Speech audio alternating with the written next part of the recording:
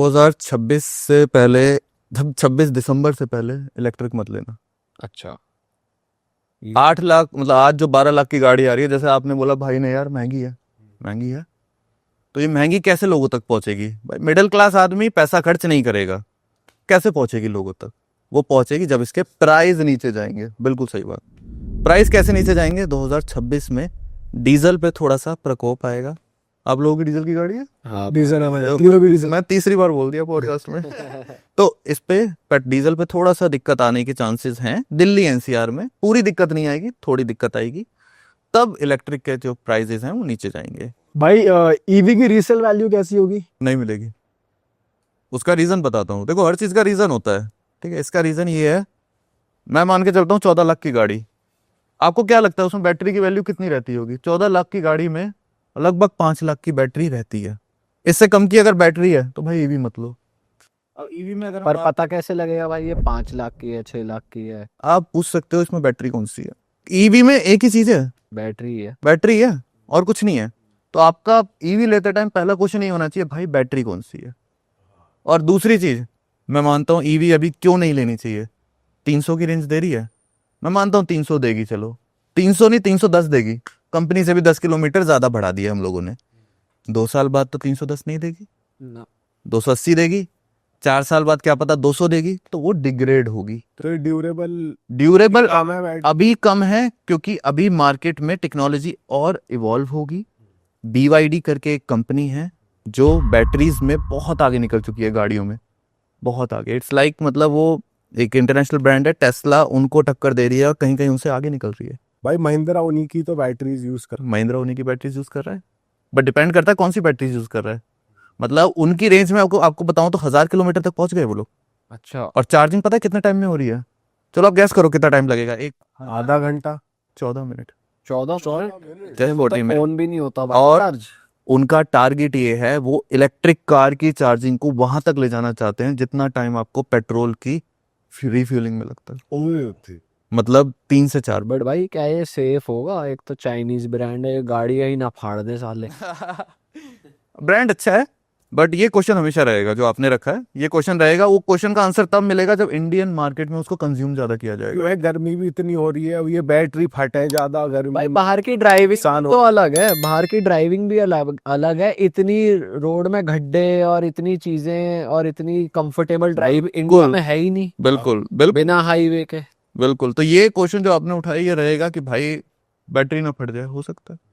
But कुछ चीजें हैं जो मतलब जैसे कहते हैं कि जैसे अच्छी अगर आप कंपनी से ले रहे हो, BYD, उनके साथ ये एक भी केस नहीं हुआ, ठीक है?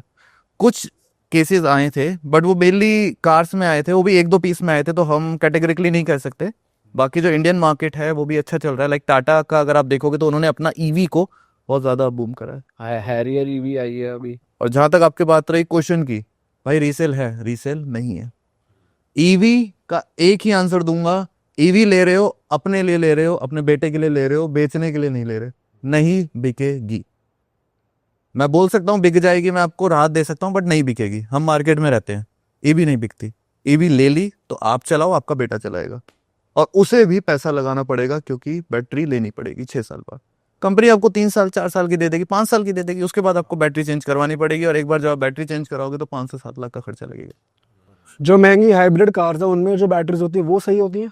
हाइब्रिड कार में इतना ज्यादा बैटरी पे ना वो उस कहते हैं डिपेंड नहीं रहती, क्योंकि हाइब्रिड रहता है आपका फ्यूल भी रहता है, तो वो सेफ है, उसमें बैटरी पे इतना लोड नहीं पड़ेगा।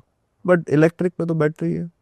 भाई आजकल सबसे नंबर 1 कार कौन सी चल रही है वैसे आप देख रहे हो रीसेल वाइज, प्री ओन्ड और न्यू में, दोनों में बता दो, 20 लाख के नीचे नीचे कैटेगरी में। तो प्री ऑन में सिडैन में एक नाम बता रहा हूँ भाई, छूटते ही ले लेना, वरना अच्छी गाड़ी है। नई बजट बन रहा वरना का, भाई होंडा सिटी ले लो। नई बजट बन रहा होंडा सिटी का, भाई डिजायर ले लो। और अगर तब भी बजट नहीं बन रहा तो भाई फिर सेडान पे मत जाओ, फिर आ जाओ हैचबैक पे। हैचबैक पे भाई एक ही गाड़ी का नाम लूंगा, वो मैं क्या, वो तो बादशाह भाई भी बोल चुके हैं भाई, स्विफ्ट से बढ़िया कोई गाड़ी नहीं है। बादशाह भाई ने मोहर लगा दी, और वो सच में है, स्विफ्ट से बढ़िया कोई गाड़ी नहीं है। और बजट नहीं बन रहा तो भाई आम आदमी की गाड़ी है इंडिया में, फैमिली वाली, हैचबैक में वैगनर नहीं है। एग्री करते हो भाई? तो कारस्तार है वो कनेस्टर, बट आम आदमी बिल्कुल ही बजट नहीं बन रहा, अबे किसी के लिए वो साले बहुत बड़ी चीज है। किसी के लिए बड़ी है। मैं वैगनार इंडिया में बहुत बिकी है।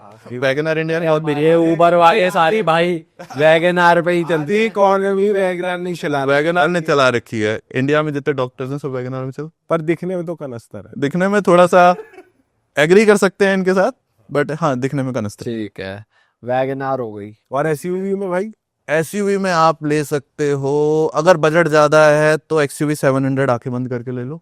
उसका रीजन बताता हूँ। प्री-ओन्ड या न्यू बता। प्री ओन्ड में अवेलेबल आई है अभी इंडिया, दिल्ली एनसीआर में अभी 150 खड़ी है एक्सयूवी 700।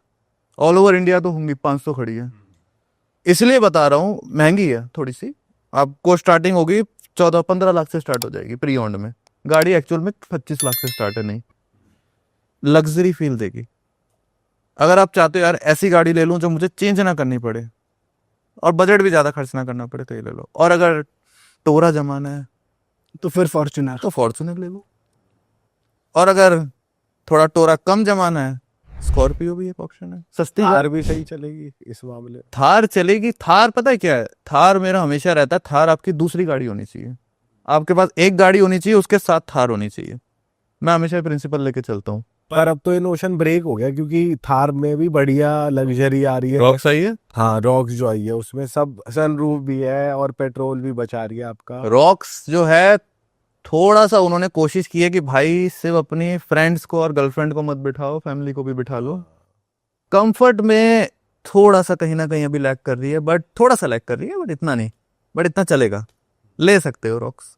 भाई एक चीज बताओ, जब हम प्री-ओन्ड गाड़ियों में जाते हैं तो जो प्राइस हमें डीलर दे रहा है और गाड़ी की जो भी लाइफ रही है या ये, तो हम ये कैसे पता लगाए कि हमें फेयर प्राइस मिल रहा है?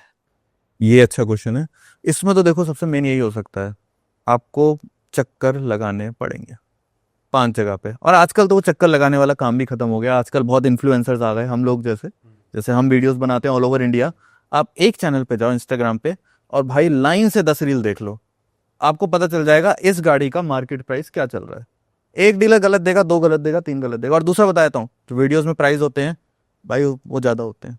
वो भी टू मैं ही वीडियोस बना रहा हूँ और मैं ही बता रहा हूँ, वीडियोस के प्राइस ज्यादा बोले जाते हैं क्योंकि कस्टमर जब आता है तो वो नेगोशिएट ये तो भाई इंडिया का रूल है भाई, आप कोई भी चीज बिना नेगोशिएशन के ले ही नहीं सकते। तो यहाँ तसल्ली नहीं आई, रेट तो टूटना है। रेट टूटना है। और भाई कितना टूट जाता है अगर प्री ओन्ड के केस में बात करें तो? एक रकम लेके चलते हैं 10 लाख, 10 लाख की बात करते हैं। 10 लाख की गाड़ी है, अगर अच्छा बार्गेन कर सकते हो तो उसको 8 लाख में भी ले जाओगे, क्योंकि डीलर ने वो गाड़ी 5.5 की खरीदी है ना, 5.5-6 की।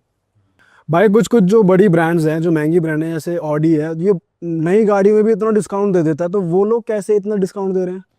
दूसरी चीज, कभी भी कोई भी गाड़ी ना अपने नए मॉडल पर डिस्काउंट नहीं देगी। मतलब नए मॉडल का मेरा कहने का मतलब है, ऑडी की मैं एसयूवी से उठा के चलता हूँ Q1 या Q3 का जो मैन्युफैक्चर अगर वो 2025 की है, वो उस पर 1 पैसा नहीं आपको डिस्काउंट देगी। वो देगी 2024 पे, देगी 2023 पे, उस पे ही देगी, नए पे कोई नहीं देगा। बट वो 8-8 लाख 5-5 लाख ऑफ कर देते हैं। वो सारे पुरानी इतने जैसे पुरानी गाड़ियां होती है, मॉडल पुराने होते हैं, 25 पे नहीं देगा कोई भी आपको। अगर आप उनसे बोलोगे भाई मेरे को 25 रजिस्टर्ड चाहिए, तब वो आपसे अलग तरीके से डील करेंगे, बट उस पे नहीं मिलेंगे।